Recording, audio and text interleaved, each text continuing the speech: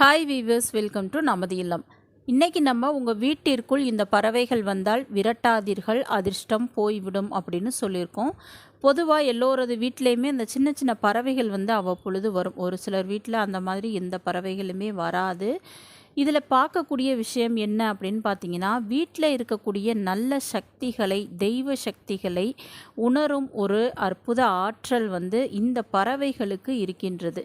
இந்த ஜீவராசிகள் நம் வீடு தேடி வருது அப்படின்னா அங்கு வந்து நல்ல ஒரு சக்தி, தெய்வ சக்தி இருக்குது அப்படின்றது ஒரு நம்பிக்கை. இந்த மாதிரி இந்த பறவைகள் நம் வீட்டிற்கு அதிர்ஷ்டத்தையும் கொண்டு வந்து சேர்க்கும் அப்படின்றதும் ஒரு ஐதீகம். அதனால் இந்த பறவைகள்லாம் உங்கள் வீட்டுக்கு வந்துச்சுன்னா நீங்கள் தயவுசெய்து அதை வந்து விரட்ட முயற்சிக்காதீர்கள். இந்த பறவைகள்லாம் உங்கள் வீட்டிற்கு வந்தாலோ கூடு கட்டி வாழ்ந்தாலோ அது வந்து உங்களுக்கு ஒரு நல்ல செய்தியை, நல்ல பணவரவை ஏற்படுத்தி தரப்போகிறது அப்படின்றதுக்கான ஒரு அறிகுறி அப்படின்னே சொல்லலாம். அதை பற்றியெல்லாம் இந்த பதிவில் பார்க்கலாம். அதுக்கு முன்னாடி மறக்காமல் நம்ம சேனலை சப்ஸ்கிரைப் பண்ணிக்கோங்க வீவர்ஸ். வாங்க வீடியோக்குள்ளே போகலாம். பொதுவாக நமது வீட்டிற்கு சில உயிரினங்கள் வந்தால் அதிர்ஷ்டத்தை கொண்டு வரும், சில உயிரினங்கள் வந்தால் துரதிர்ஷ்டத்தை கொண்டு வரும். இன்று பார்த்திங்கன்னா அதிர்ஷ்டத்தை கொண்டு வரக்கூடிய அந்த உயிரினங்கள் பறவைகள் என்ன அப்படின்றத பார்க்கலாம். ஒரு வீட்டில் பறவைகள் அல்லது குருவிகள் கூடு கட்டுவது அந்த வீட்டில் வசிப்பவர்களுக்கு சர்வ மங்களத்தை தரக்கூடியது அப்படின்னு ஜோதிடத்தில் சொல்லப்படுகின்றது. குறிப்பாக சிட்டுக்குருவி, புறா இந்த மாதிரியான பறவைகள் வந்து கூடு கட்டி உங்கள் வீட்டில் வாழ்ந்துச்சு அப்படின்னா அந்த வீட்டிற்கு மகிழ்ச்சியும் வளமும் வந்து சகல சௌபாக்கியமும் உங்களுக்கு வந்து பெருகும் அப்படின்றதும் ஐதீகம். நம்மளுக்கு வரக்கூடிய அந்த நெகட்டிவ், அந்த துரதிர்ஷ்டம் கூட அதிர்ஷ்டமாக மாறும் அப்படின்னு சொல்லப்படுகின்றது. வீட்டுக்குள் சிட்டுக்குருவி வந்தால் அதனை ஒருபோதும் நம்ம வந்து துரத்தவே கூடாது. பொதுவாக லேசாக அந்த சிட்டுக்குருவி அப்படின்றது ஒரு வீட்டிற்குள் வரவே வராது. அப்படி உங்கள் வீட்டிற்குள்ள சிட்டுக்குருவி வருது அப்படின்னா மிக மிக ஒரு அதிர்ஷ்டத்தை தரக்கூடிய ஒரு நல்ல சகுனமாக கருதப்படுகின்றது. சிட்டுக்குருவி நுழையும் வீட்டிற்குள் செல்வமும் மகிழ்ச்சியும் பெருகும் அப்படின்றது ஒரு நம்பிக்கை. அதனால் உங்கள் வீட்டில் சிட்டுக்குருவி வருது அப்படின்னா அதை வந்து நீங்கள் விரட்டாதீர்கள். ஏன்னா இப்போலாம் சிட்டுக்குருவியை பார்ப்பதே ஒரு அபூர்வமான விஷயங்களாக இருக்கின்றது. அதனால் அந்த சிட்டுக்குருவி உங்கள் வீட்டிற்குள் வந்துச்சுன்னா அது வந்து மிகப்பெரிய அதிர்ஷ்டத்தை உங்களுக்கு ஏற்படுத்தி கொடுக்கும். அடுத்ததாக பார்த்தீங்கன்னா புறாக்கள். இந்த புறாக்கள் வந்து நம்ம வீட்டிற்கு வருவதும் நல்ல சகுனத்தை தான் குறிக்கும்.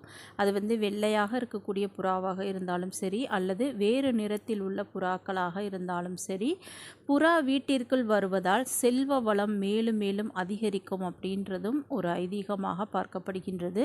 அதனால் உங்கள் வீட்டில் புறாக்கள் வந்துச்சு அப்படின்னா அதுக்கு தானியங்கள் போட்டு தண்ணீர் வைப்பது உங்களுக்கு வந்து புண்ணியத்தை வந்து ஏற்படுத்தி கொடுக்கும். ஏன்னா இந்த புறா வந்து மகாலட்சுமியின் அம்சமாகவே பார்க்கப்படுகின்றது. அதனால் புறா வீட்டிற்குள் வந்தாலோ கூடு கட்டினாலோ உங்கள் வீட்டிற்கு பணத்திற்கு பஞ்சமே இருக்காது, பணவரவு அதிகரிக்கும். அடுத்ததாக பார்த்திங்கன்னா ஆந்தை. இந்த ஆந்தை வந்து பலருக்கு வந்து ஒரு கெட்ட சகுனமாகவே பார்க்கின்றார்கள். ஆனால் அப்படி கிடையாது.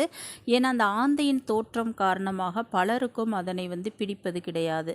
ஆனால் இந்த ஆந்தை அப்படின்றது மகாலட்சுமியின் வாகனமாகும்.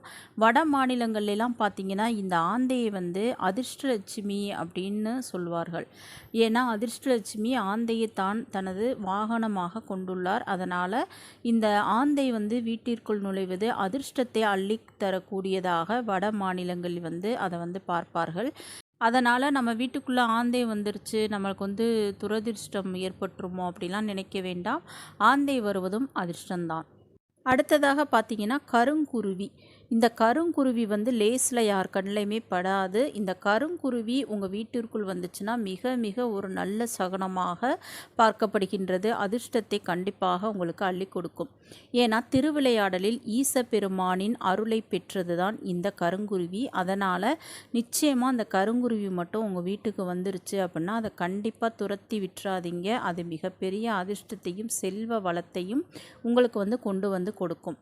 நெக்ஸ்ட்டு பார்த்தீங்கன்னா கிளி வந்து மீனாட்சி தாயாரின் கையில் இருக்கக்கூடிய இந்த கிளி உங்கள் வீட்டுக்கு வந்துச்சு அப்படின்னா மிக மிக விசேஷம். அதை வந்து யாருமே நம்ம கிளி வீட்டுக்கு வந்துச்சுன்னா அதை ஆசையாக தான் பார்ப்போம், விரட்ட மாட்டோம். அதனால் இந்த கிளி வந்து உங்கள் வீட்டுக்கு வருது அப்படின்னா அது வந்து ஏதோ ஒரு நல்ல செய்தியை உங்களுக்கு வந்து சொல்ல வருகின்றது அப்படின்றது அர்த்தம்.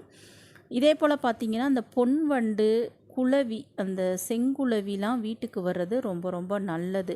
அந்த கருங்குளவி, தும்பி அப்படின்னு சொல்வார்கள். அதை தான் வீட்டுக்கு வர்றது ஒரு கெட்ட சகுனமாக பார்க்கப்படுகிறது. மற்றபடி குளவி வீட்டில் கூடு கட்டினாலும் உங்களுக்கு வந்து அதிர்ஷ்டம்தான்.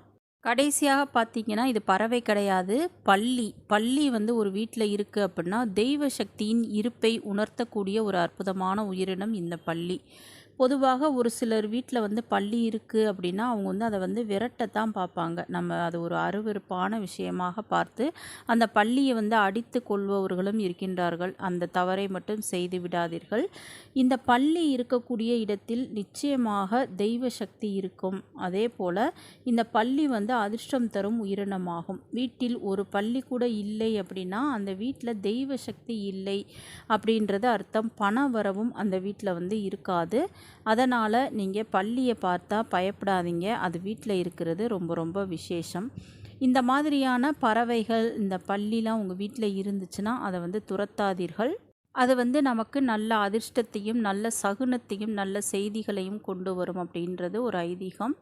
மறக்காமல் நம்ம சேனலை சப்ஸ்கிரைப் பண்ணிக்கோங்க வீவர்ஸ். தேங்க்யூ.